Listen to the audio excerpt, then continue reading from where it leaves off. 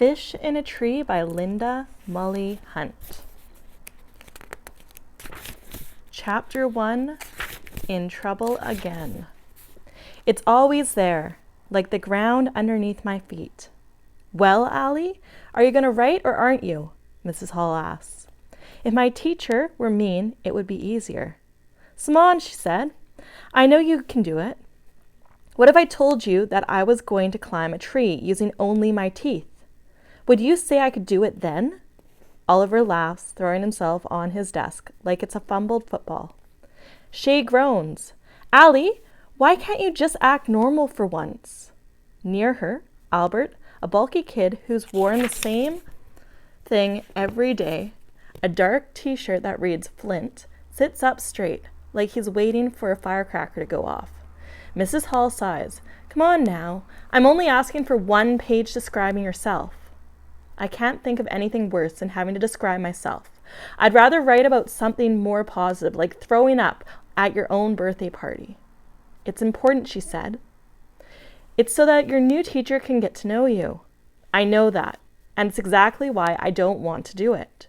Teachers are like the machines that take quarters for bouncy balls. You know what you're going to get, yet you don't know too.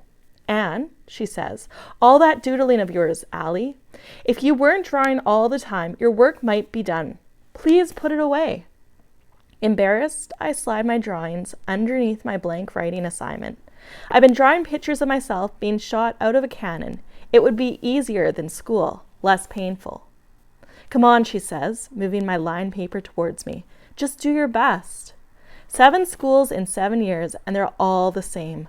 Whenever I do my best, they tell me I don't try hard enough. Too messy, careless spelling, annoyed that the same word is spelled different ways on the same page. And the headaches. I always get headaches from looking at the brightness of the dark letters on white pages for too long. Mrs. Hall clears her throat. The rest of the class is getting tired of me again. Chairs slide, loud sighs. Maybe they think they can hear their words. Freak, dumb, loser.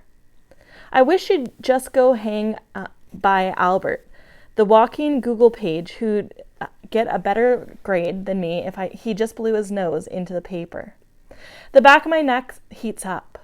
I don't get it. She always lets me slide. It must be because these are for the new teacher and she can't have one missing. I stare at her big stomach. So, you decide what you're going to name the baby? I ask.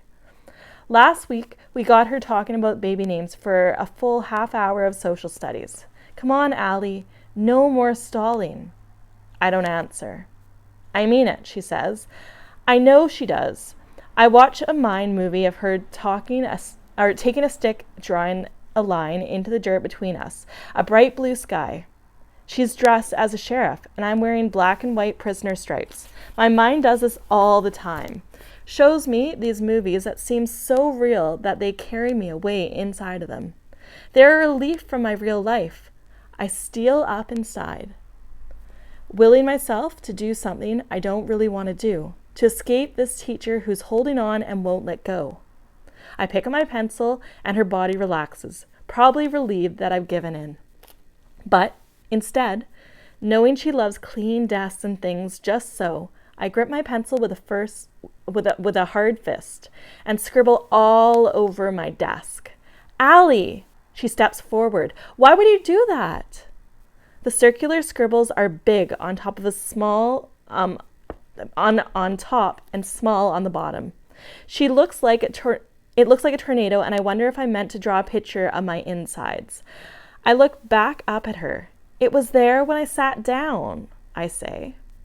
The laughter starts, but they're not laughing because they think I'm funny. I can tell that you're upset, Allie, Mrs. Hall says. I'm not holding that as well as I need to. She's such a freak, Shay says in one of those loud whispers that everyone is meant to hear. Oliver is drumming on his desk now. I fold my arms and I stare up at her.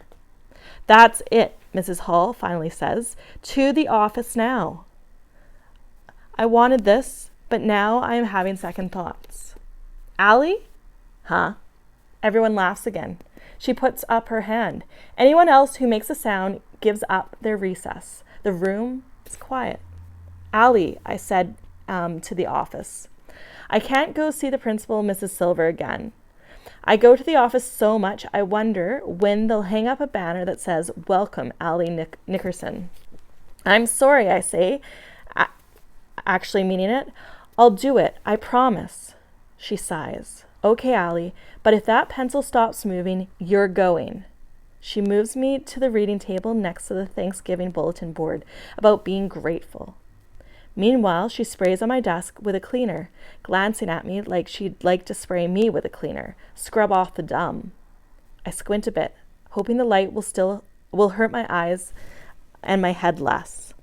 And then I try to hold my pencil the way I'm supposed to, instead of the weird way my hand wants to.